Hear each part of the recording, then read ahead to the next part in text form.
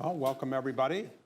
We are here for our Distinguished Voices series, and as part of that series, we have today a very distinguished voice, which is Joe Nye, who served as Dean of the Kennedy School, among other things, at Harvard.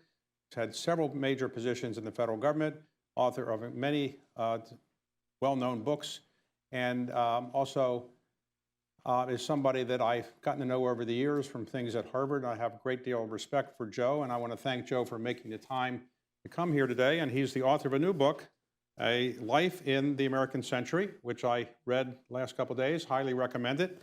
And thank you very much, Joe, for coming here today. Well, thank you, David. I know you're a tough interviewer, so I've been losing sleep all week. Very easy. So what we're going to do is have about a half-hour conversation here. We have about 400 people on Zoom, members of the council from all over the country, presumably. And what we'll do is we'll talk for half an hour, then we'll have about a half-hour time for questions from you and from those in the Zoom world, and then we will adjourn, okay? So I don't need to give your biography because I'm going to do it through the questions I bit, but first thing I want to ask you is this. I read your book, and you said in your book that you were once offered the presidency of the Council on Foreign Relations. Have you ever thought how much more successful in life you could have been had you taken that job? Life is full of regrets. Okay. So your book is really interesting in the sense that you've had an unusual career in that you've been in government, many different positions in government with many different presidents, and you've been at Harvard for many, many years, and also the dean of the Harvard Kennedy School. So of all the things that you've done, writing books, being in government, being an academic dean, raising money, what do you find the most satisfying? What are you most proud of what you've achieved? Well, it's interesting. Government and academia are quite different, and it's sometimes hard to mix the two in the sense that in academia, you're trying to get something that's exactly right, and time doesn't matter. And as you know, in government, if you miss your timing, you've missed everything. Okay. The other thing, of course, is in academia, there are academic politics, of course, but you shouldn't let politics influence the analysis. In government, unless you think about putting together coalitions behind an idea, which means paying attention to power, your idea is not going anywhere. So I found that the interplay between these two was quite intriguing, quite interesting. But I found each enriched the other. So it wasn't, I mean, I was equally happy with both, to answer your question. Okay, so for those who may not have read the book or know your background, let's talk about it for a moment. You grew up in what city, or what state? I was from northern New Jersey, Northern New rural Jersey. area. Yeah. And was your family an academic-oriented family? No, my father was in Wall Street, and he used to commute over an hour every day so that we could grow up on a farm. But then he insisted we work on the farm. So I read that, and I couldn't quite understand. You were milking cows and all that? Yes, and riding horses and watching pigs be slaughtered and husking corn. Was that what drove you to go academic life? You wanted to get out of that, or?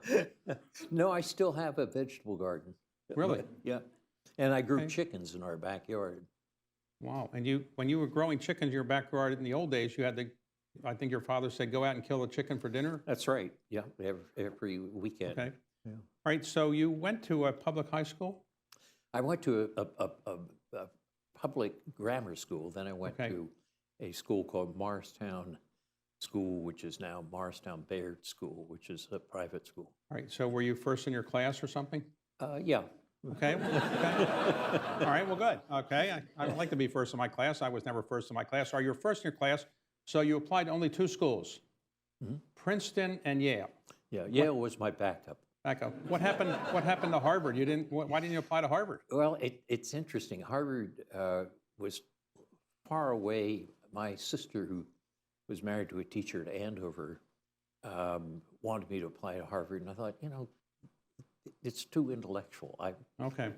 All right, so you went to Princeton, and you must have done reasonably well. You won a Rhodes Scholarship. So when you entered Princeton, did you know what a Rhodes Scholarship was? Hadn't a clue. So how did you get, when your senior year, some professor said, why don't you apply for Rhodes, and did you just, Well, I was planning in my senior year to join the Marine Platoon Leaders Corps. And at that time, everybody had to serve in the military.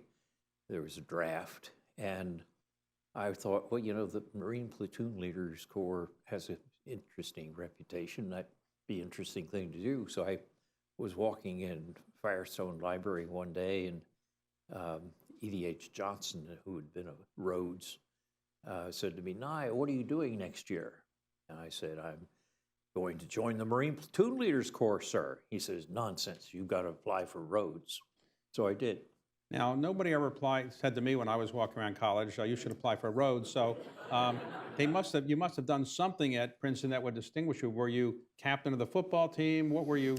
Alas, in athletics, I was on the fencing team and I played club ice hockey, but I was not a great star athlete. But you must have been pretty good academically then. Well, not too bad. And Okay, all right, so you get this Rhodes Scholarship. There are 32 Americans every year picked for Rhodes. You go over on was it the Queen Elizabeth or Queen Mary? Queen Elizabeth? Queen Elizabeth, yeah. Okay, you go over there. Who was the most famous person in your Rhodes Scholar class? Well, Chris Christopherson, who Really? who went on to aspired levels I could never. Was he aspire to. really a good songwriter and singer when he was over there? Or No, he actually was something of a party boy, though. party boy? I can't believe it.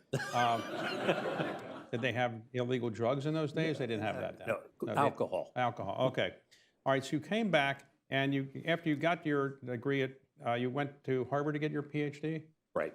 And you thought Harvard was not as cerebral as you had once feared, so you were happy there? I was. I was planning actually to go into the Foreign Service when I finished Oxford, and I thought, well, if I'm going to do that, maybe I should get a PhD so I have a fallback or some deeper knowledge of international things. And when I was at Oxford, I met a Ghanaian student, and this was the time when African countries were becoming independent. And we used to sit up late at night discussing the future of Africa, what was democracy going to mean in Africa. I thought, I want to go to Africa. So I signed up for a PhD at Harvard, and that I did my field work, my research in East Africa. All right, so you did that, and you spent about a year or two in Africa? Yeah, a year and a half. All right, so you get your PhD. Harvard is famous for not hiring its PhDs to teach there. So for those who get to teach there, you must be really good. So Harvard offer you a teaching position for a while, right? They did. I was standing on the lawn of the East African Institute of Social Research at Makerere University in Kampala, and I opened a letter, and it said, "We're offering you an instructorship at the magnificent salary of $6,000 a year." So I thought, well, I'll try it for a while, and the while lasted. Okay, and at that time, were you married yet? Yes, and it's a good thing because my wife then worked at the Fogg Art Museum, which helped to support us. So your wife, Molly, and you have been married 63 years? Right. It's pretty impressive. And you have 3 sons and 9 grandchildren. It's true. And what do your grandchildren call you? Professor Nye or Dean Nye? Or? They call me Joe Fish. What? Because I like to Joe go Fish. fishing all the time. Okay, and But- what? But I was going to say, marrying Molly was actually the best decision I ever made other than being born.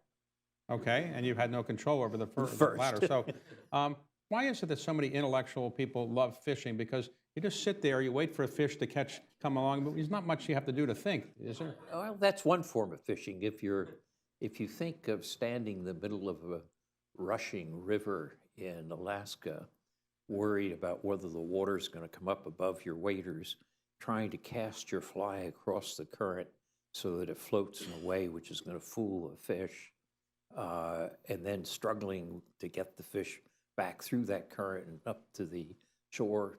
It's a lot more active than just But I waiting. mean, your brain is this big and the fish's brain is this big, so outsmarting the fish, is it that hard? Well, you'd be surprised how many times they Okay. win.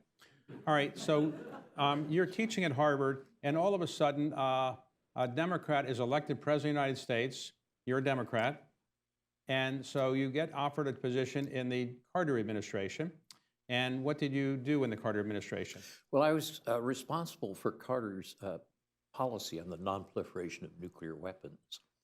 So I was in the State Department as deputy undersecretary, but then I had a title as the National Security Council chair of the Committee on Nonproliferation, which gave me a government-wide hunting license, so to speak. And at that time, the general view was that this was after the oil shock, and the general view was that we were going to have to turn to nuclear. We'd need 600 reactors by 1980, that we were going to run out of uranium. Therefore, we had to start using plutonium, which is a weapons-usable fuel. And then the question is, how are we going to prevent the spread of nuclear weapons to a vast number of states? And that's the situation where Carter came in. And my job was try to organize people to have a program that did something about it. So the closest we've ever come to a nuclear confrontation with another country is with Cuba and Russia. Right. That was in President Kennedy's administration. But you and Graham Allison and others, I think, were involved in a study at Harvard where you brought together the participants in that, the people were actually on the Russian side, the American side, to talk about what they actually were thinking. The conclusion of that was what? That we came really close to the war, or we actually never came close to a nuclear confrontation? No, my conclusion was that we came alarmingly close. Kennedy is alleged to have said between 1 and 2 and 1 and 3. McNamara put the odds at that level too. And Kennedy also said that after that, he thought that there would be 25 countries with nuclear weapons by the 70s. And I think the scare of the Cuban Missile Crisis actually helped. In other words, having got that close to the brink and looked over the brink, I think that helped to launch arms control. Okay, so you left the Carter administration before the end. I stayed to the bitter end. It took me a while to get a job after the bitter end, but you left earlier and you were able to get rehired at Harvard?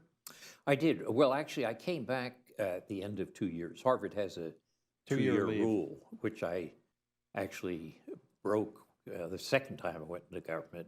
But the first time I came back after 2 years, and mostly for family reasons. Right, so you came back and you were teaching at which department at Harvard? Then at the government department, department. which Faculty of Arts and Sciences. Okay, so you're doing that for a while, and you later go into another Democratic administration. The next Democratic president after Carter was President Clinton.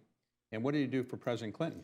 Well, I did two things. First, I was the chairman of the National Intelligence Council, which prepares intelligence estimates for the president.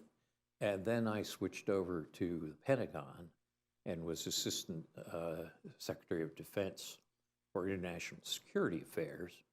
And there my job was to develop strategies for what should be our defense relations with the whole world, but region by region. But the one that I spent most of my time on was Asia. Okay, so you became an expert in that area, and you then you were a tenured faculty member at that point?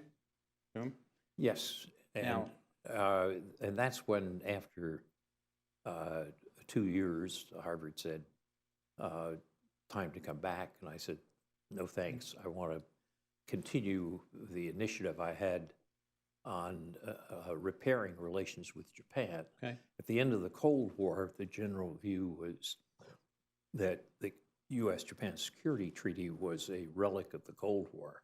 There was a study in Japan that said, drop it. There were people in the White House. I remember going to meetings in the Situation Room where the only thing they wanted is who could be nastier to Japan.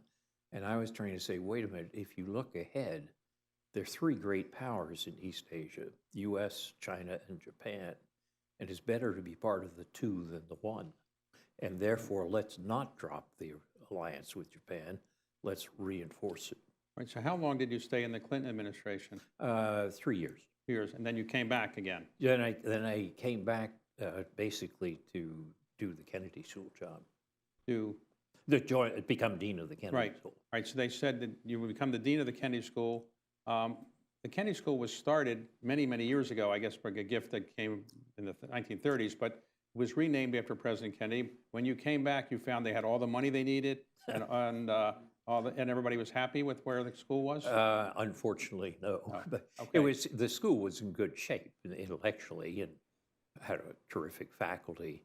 But the danger for a school like the Kennedy School is that it can rest on its laurels. And the fact that you have the Harvard label and a brilliant faculty makes you think everything is great. But in fact, it wasn't. It was something of an old boys club. It had inadequate number of women, not enough foreign students, and as you suggested, not enough money. So that gave me an agenda. Now, you wrote a book, you've written, how many books have you now written? Well, this makes 20. 20 books, okay. That's a lot of books. How long does it take to write an average book? Well, I should tell you that it varies, but my father always used to say he loved my books because it only took one page before going to bed. Well, that's like what Ted Sorensen used to say about Pete Peterson's books. Once you put them down again, you can't pick them up. Okay, so, all right, so when did you develop this concept of soft power and hard power? And did anybody ever come up to you and say, they could have invented that as well? I mean, it doesn't seem that complicated to say soft power, hard power, but it revolutionized the way a lot of people think about government. So you can explain where the idea came from, and can you explain how, when you met with the Chinese leader, how they were saying they want to have more soft power, they're using your phrase, and I guess they didn't pay you a royalty or anything. I wish they had.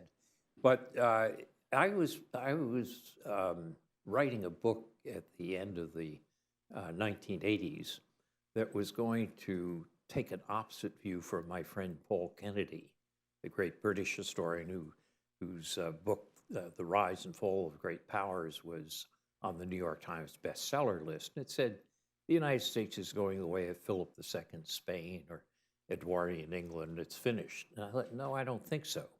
And so as I totaled up our military power and then our economic power, I said, but there's still something missing, which is the ability to get others to do what you want through attraction rather than coercion and payment. And as I wrestled with that, I developed a terminology and a framework for calling it soft power.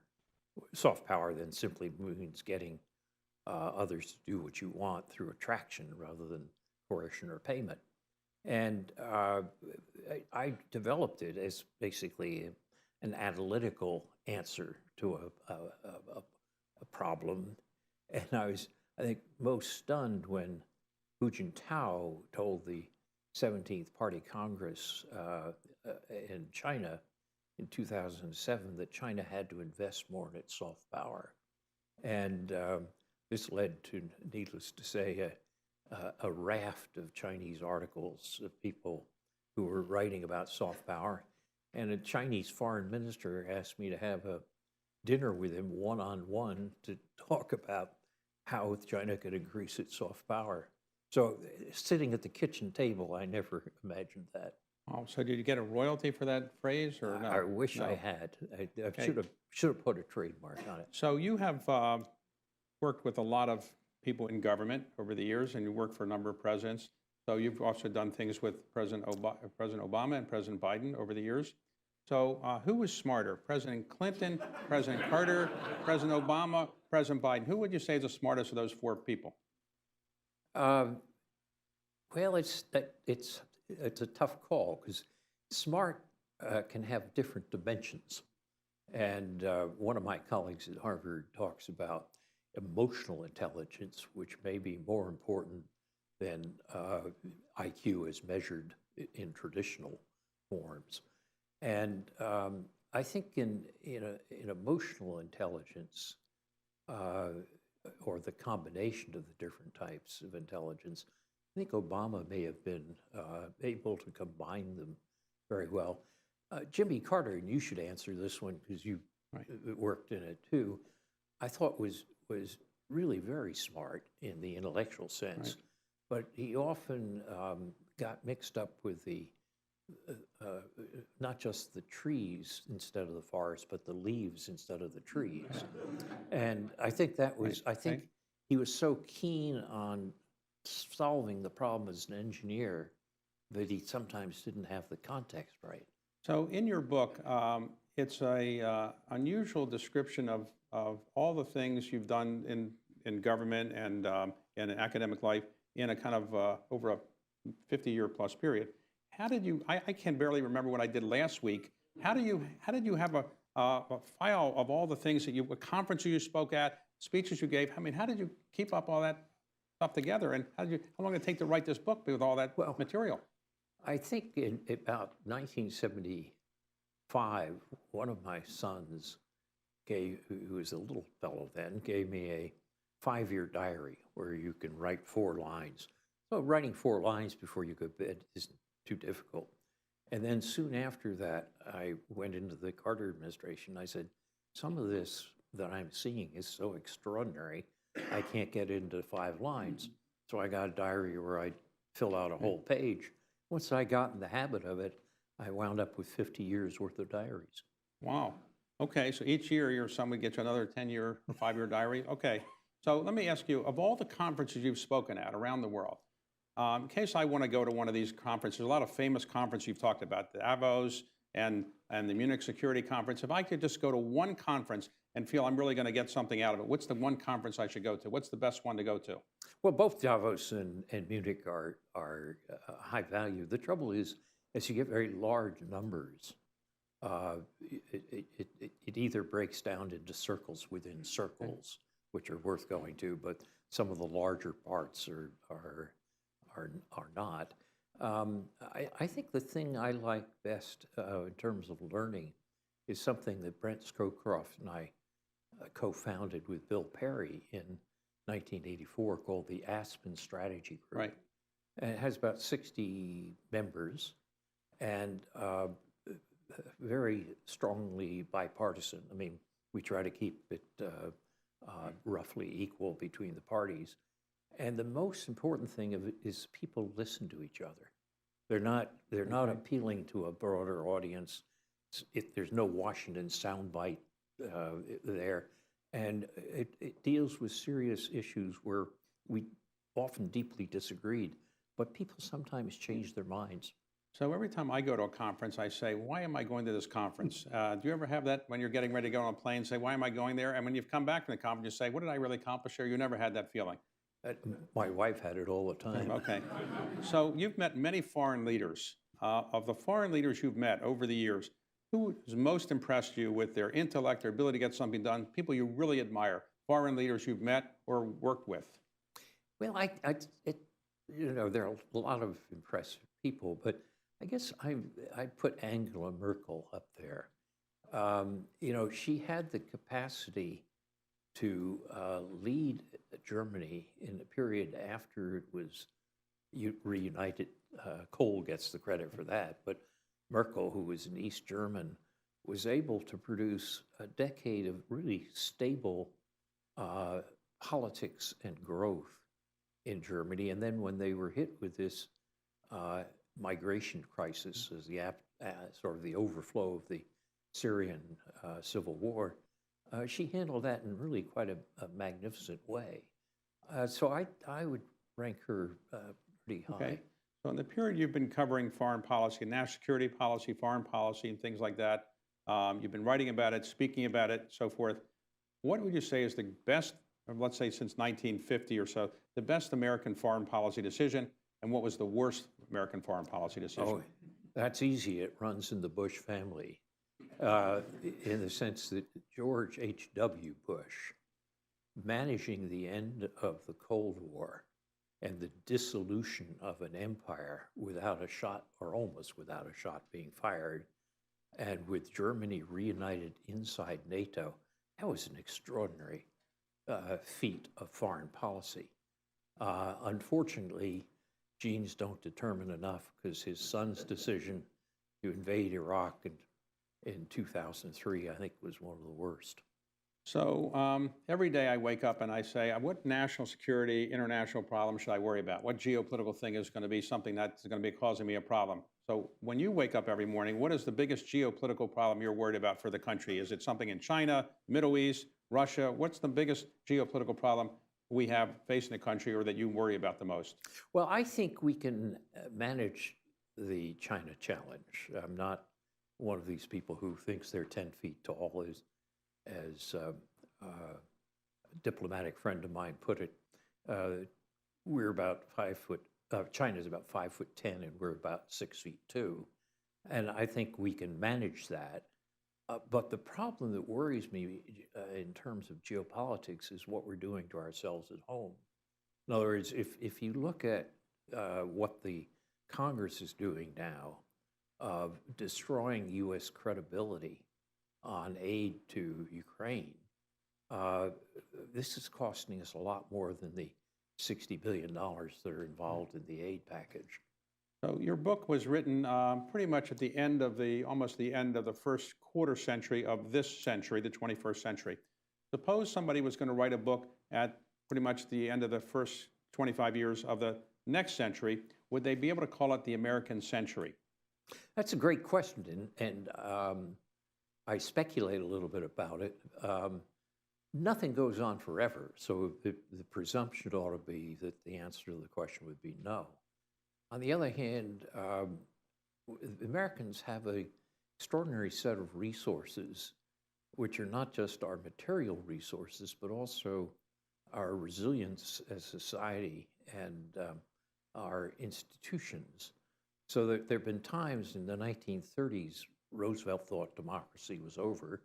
The 1960s, we thought it was over again. We recovered from both of those. It's possible we're now in a trough, I think, again, and it's possible that we'll recover from it. But I really don't know. Right. So for the average person's here watching, they might say, they're very envious of you. You've got 3 children, 9 grandchildren, a 63-year marriage. You're dean of the Harvard Kennedy School. You've served in several governments. People admire you everywhere. Can you tell us something you've done wrong or bad, so that we can all feel that we're not so inadequate? So, because everybody's going to feel inadequate listening to all the things you've done and reading about it. So, you ever failed at something that you didn't work out? How much time do we have? Yeah, I mean, obviously, there are all sorts of failures, but I feel that the things that mattered most to me actually were my relationship with my wife, and beyond that, my relationship with nature, and beyond that, my relationship with my friends, or a set of friends. And then the outer layers of this onion are things like that we've been talking about. Writing books and creativity is important. Having affected 2 major government policies on proliferation and Asia strategy, that's important. But if you had to peel away the parts of the onion, it's those core parts that I would protect. Right. So in that sense, if you said, have I been more ambitious and spent less time on family, I might have risen to a higher level in the government. But I don't think I would have been as happy as a Speaking of your family, you have 3 children. Did any of them say, my father was a great academic, I want to be a great academic? No, they had much too much sense to do that. So they went into something important like private equity or things like that? Indeed they have. Okay. So you put in your book a very tragic, potentially tragic thing. Fortunately, it didn't turn out to be tragic. You're driving your wife in a car, and all of a sudden, you black out. And so the car is going off the highway. Your wife is saying, Joe, you're not paying attention to the road. And then the car tumbles over 3 times. How did you both survive that? That's a good question. If I hadn't, we wouldn't be having this. Well, probably not. But I think you know, seat belts and the Subaru engineering, which has a compressible front so that it absorbs Right. some of the energy, get part of the credit, but sheer luck. Right. So you are going to outlive me, I have no doubt. But let's suppose you are like Thomas Jefferson. You say, I'm going to put the 3 things on my epitaph or my tombstone that I want to be most remembered for. Thomas Jefferson didn't even put on the fact that he was president of the United States. He put on a Declaration of Independence and so forth. So if you were going to say 3 things that somebody should put on your tombstone 25 years from now, what would you say? Uh, Other than this interview. Family man, family man, institutional builder, and creative. You wouldn't say smart power or something like that? No, Soft I don't. power? I don't think so. I mean, you'd have to get into a lot further down the list. Okay. Okay. Well, it's an extraordinary career, and thank you for what you've done for the country and the government, and thank you for what you've done for Harvard and the Kennedy School. And you've had a lot of students. Who was the smartest student you ever had? Well, I would just alienate the others. Okay. Probably have had 10,000 students over the years, and why make 9,999 enemies? Okay. Who's the smartest professor you ever met at Harvard? Thomas Schelling. Tom Schelling. He won the Nobel Prize. Yeah. Very smart person. Okay. We have time for questions. Here's the rules. First of all, I should have said at the beginning, this is not Chatham House rules. You've often heard Chatham House rules. I don't like Chatham House rules because this is the Council on Foreign Relations. Our rules are on the record.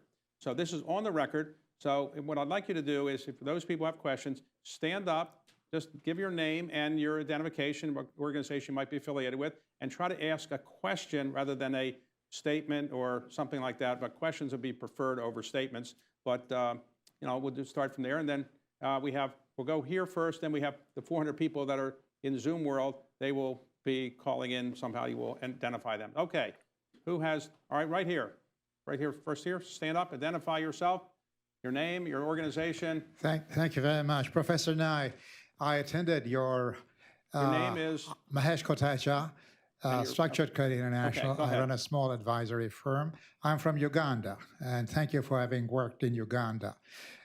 When I was at MIT Sloan School, you hosted at Harvard a luncheon for African students. I was a member of that group, and I remember that very fondly. My question to you is, looking back at your experience in East Africa, which was very formative in your career, how would you view what's going on in Africa today, in East Africa, where you have a Ugandan president who is 37 years in power? And what do you see for African future in political terms? Many elections are coming, nine coups d'etats in the last 3 years. Well, I think it's objectively fair to say that the aspirations that we had for Africa that I shared with my friend Kwamina when I was at Oxford have been disappointed. On the other hand, as you know, there's a mix. Some African countries are doing better than others. Within East Africa, Kenya, Uganda, Tanzania, I think Kenya is doing a bit better. It's true that Uganda has the problems you described. If you look across the Sahel, you have a whole series of coups. But there are other countries like Botswana or Ghana or Cote d'Ivoire, which are doing better. So I would say it's a mixed bag, but averaging it all out, it hasn't been up to the aspirations we had in 1960. Okay, right here. Another question here. Right here, right there. Yes. The mic is coming down. Your name, organization, and your question. My name is Stephen Blank. I served as a section leader under you in Gov 1, in October or fall of 1963. So have to ask the question about your view of what's going on in Harvard at the moment, the crisis, the whole range of things. A couple of comments.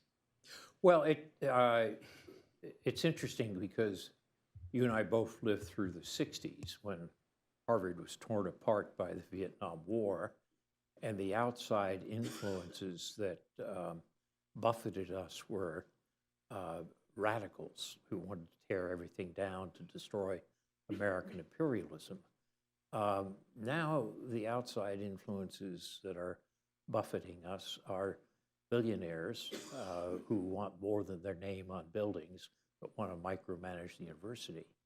The danger I see is that we lose what the characteristic which is most important, which is freedom of speech and independent analysis. And the fact that the Gaza war has been imported into American politics, into American universities, so that you have groups that are Palestinian groups, for example, that are doing a protest, and then a pro-Israel group doing a protest, and then people say this is anti-Semitic or it's Islamophobic. This is very bad for the university. I had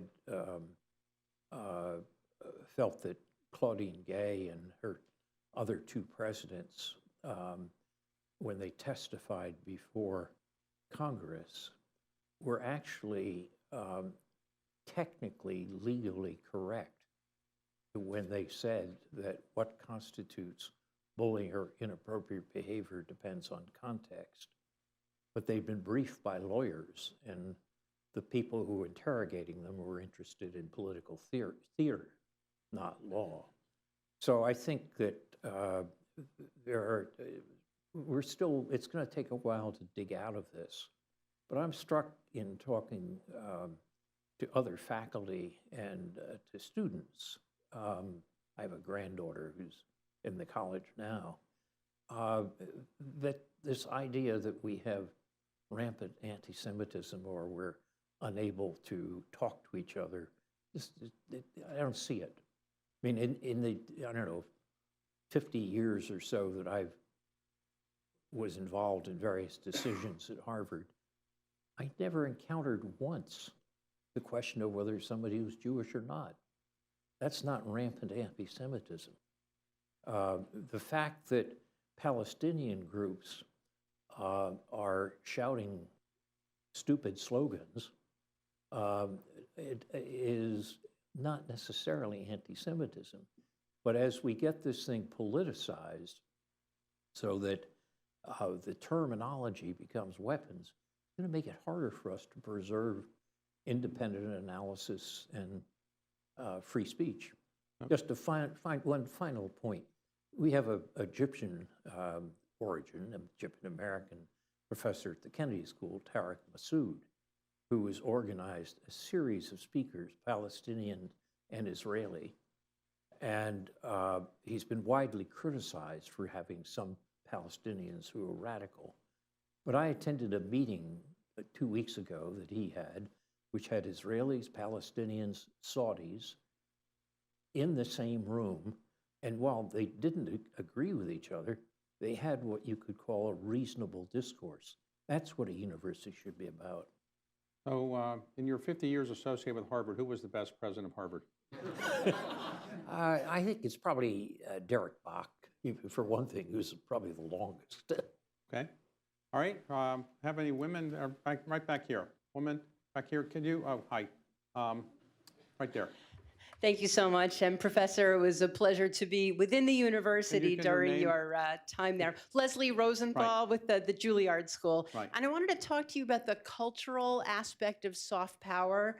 There are elements that we as a nation have squandered, the political values, the foreign policy, as you mentioned. I feel like we still have opportunity to not squander our cultural influence as a soft power. And would like to ask you for some ideas or advice about how the cultural sector might be of assistance in that regard.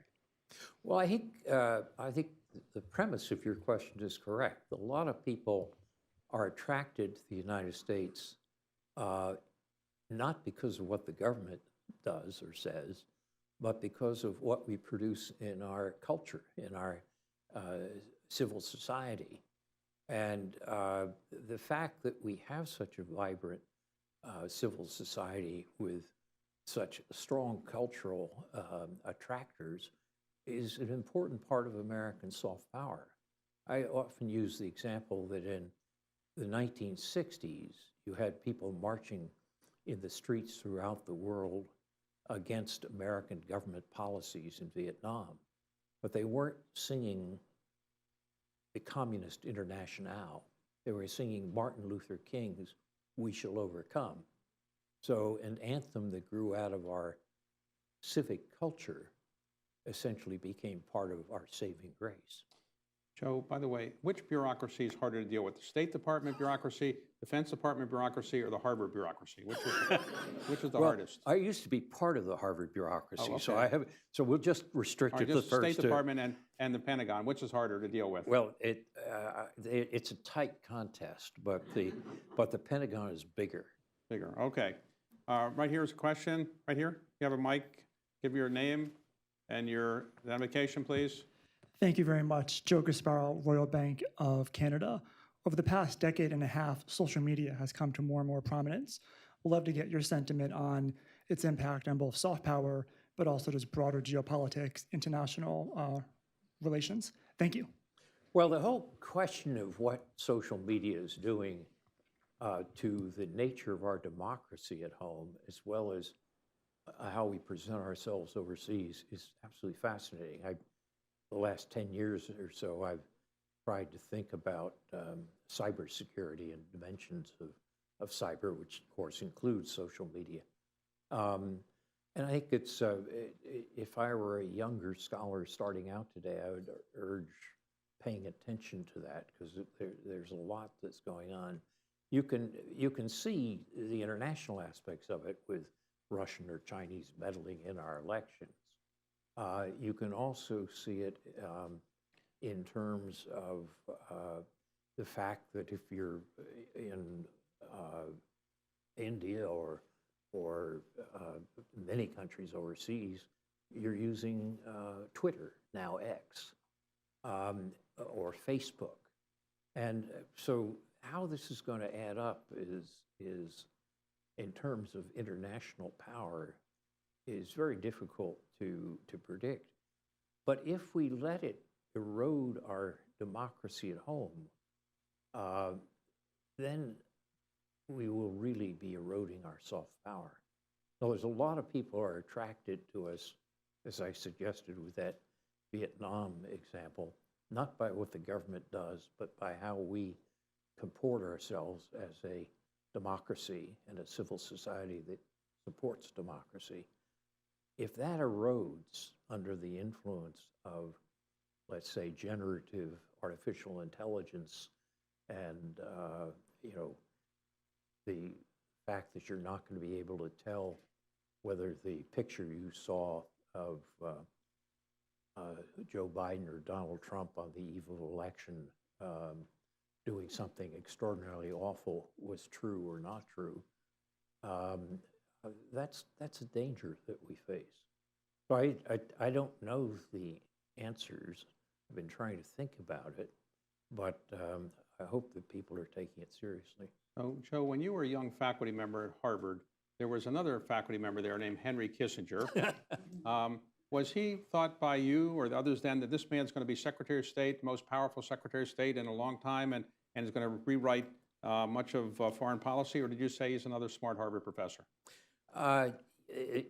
Henry was always politically ambitious, and he sat on my general exams, and then when he was consulting for Nelson Rockefeller, he asked me to come down to New York and consult with him with Rockefeller.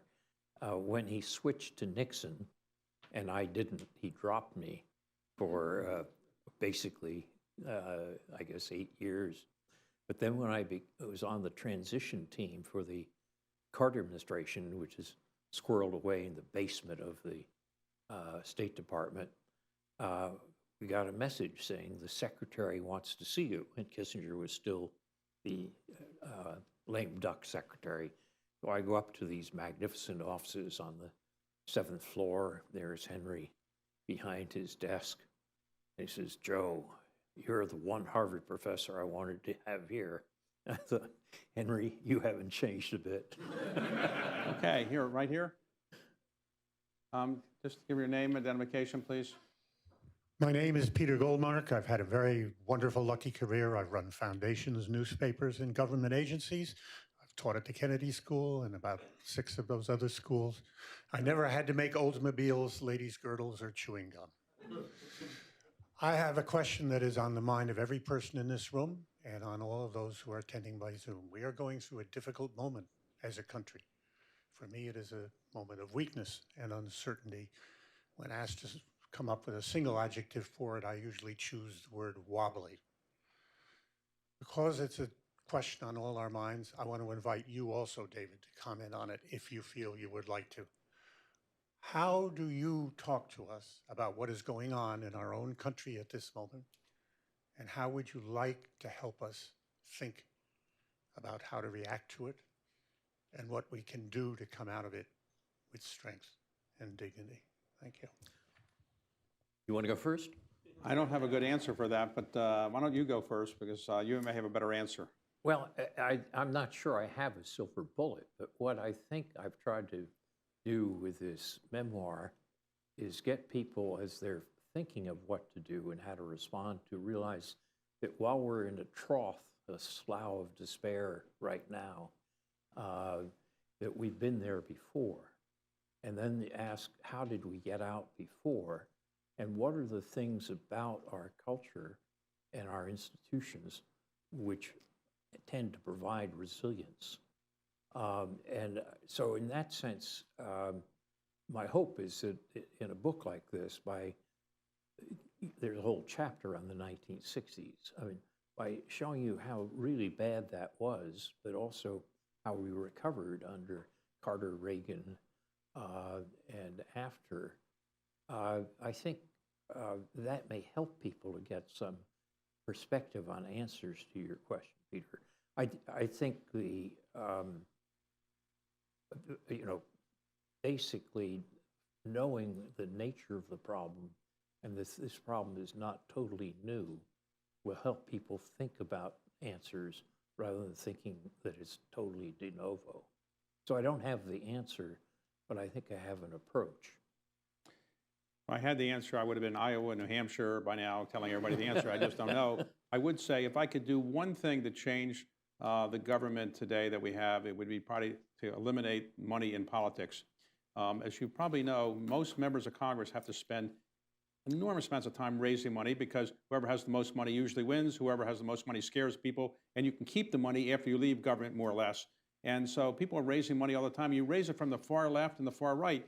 You don't raise money from somebody who says, I want you to be right down the middle. I want a centrist position. You rarely raise money that way. There's some people that will give you money for that. So I wish we could get the money out of politics. I think it's been very destructive. But on the good news side, this is not as bad as the Civil War. The Civil War, we lost 3% of our population in military confrontations.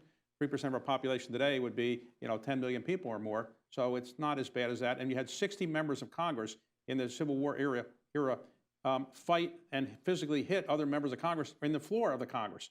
We haven't had that yet. Maybe that would be a plus, but I don't think so. So I think it's any generation always thinks this is the worst, and the younger people are not going to be able to get into do things as good as what we have now. But I think it's bad now. The division in the country is really bad. And I'll just give you one statistic to finish this point.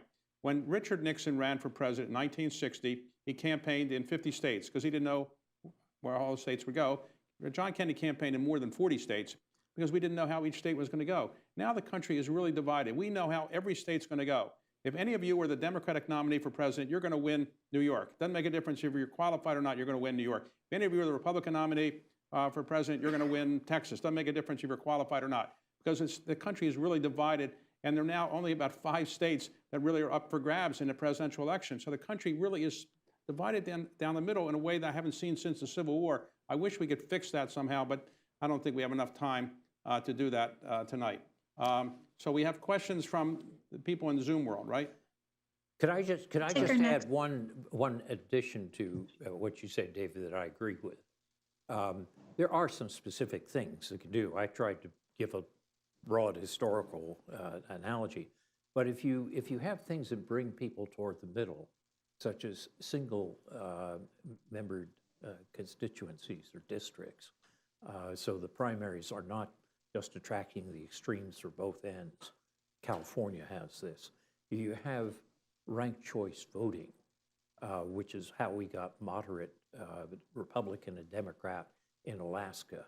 If you have redistricting so that the districts are not as gerrymandered as they are now, these are things which will try to pull things back toward the middle. So there are a number of reforms, but I was trying to take a longer term view of how do we respond to a sense of a slough of despond. Peter, if we get more people like you to go into government, we'd be better off, right? I think you were a great public servant, so I wish we get more people like you to serve. So now, many of the best people go into other things. They don't want to go into government service because the pay is so low. We haven't raised the pay for members of Congress in 20 years, and as a result, people below them can't get paid very much, and the result is you get very, very few people who are willing to give up the financial sacrifice to go into government because to serve your country now, it's a great financial sacrifice, honestly. Okay, Zoomland has some questions, right? Okay, can you read them? Take our next question from Jane Harmon. Hi, everybody. Can you hear me? Yes, we can. Joe, one of the things on your list of accomplishments in the future should be mentor to thousands of people, surely including me. Your book is wonderful. I commend it to everybody. My question is this: as you described the presidents in the last half of the American century, all of them, I think, were internationalists. Now we're at a point where there is a huge rise in isolationism, not just in our country, but populism in other countries as well. How do you explain this, and how pernicious do you think it is? I think it's quite pernicious, Jane. The current issue of The Economist has a cover in an article right at the beginning, talk about the rise of what they call NatCons. NatCons are nationalist conservatives rather than traditional conservatives. I have used a term of isolationist populism. And I think that what we see is that the isolationist populism has basically infected particularly the right wing of the Republican Party.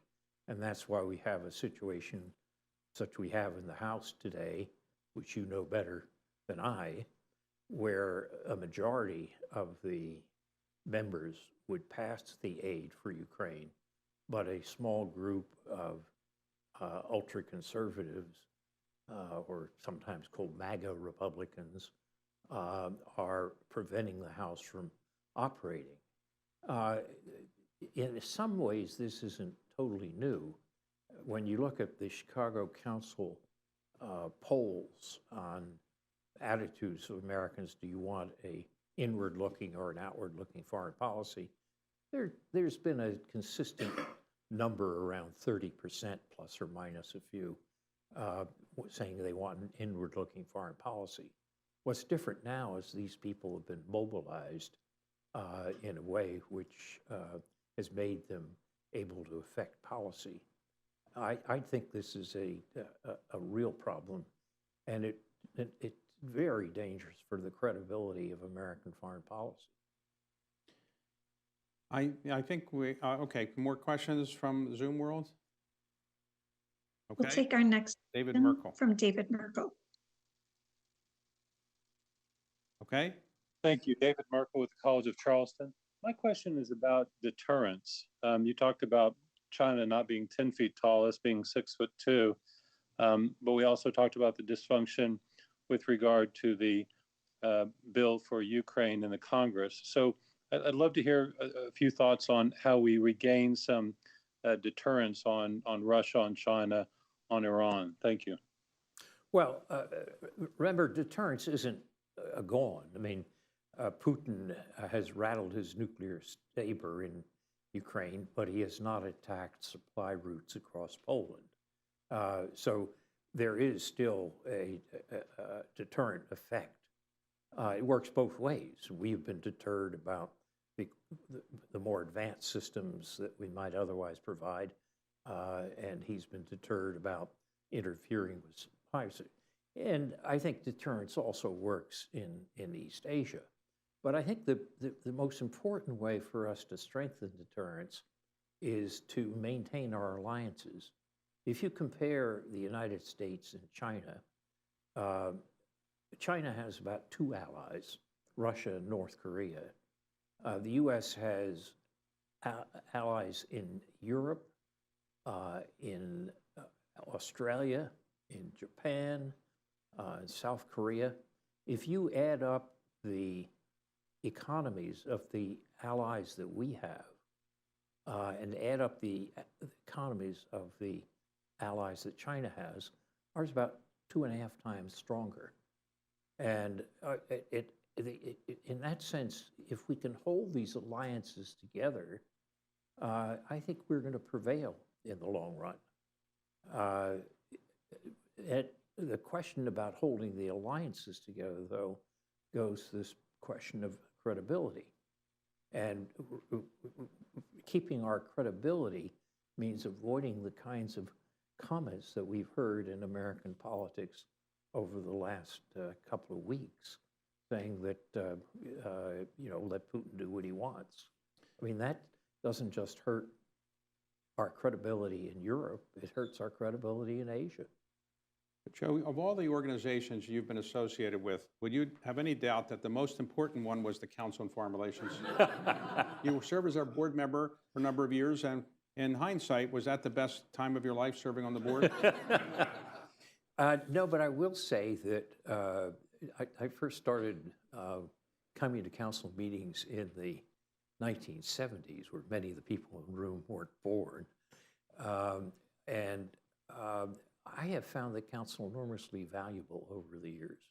I mean, it is a place where you can have serious discussion of crucial issues. And so council, like everything, has had its ups and downs over the years, but I think it's still a great institution.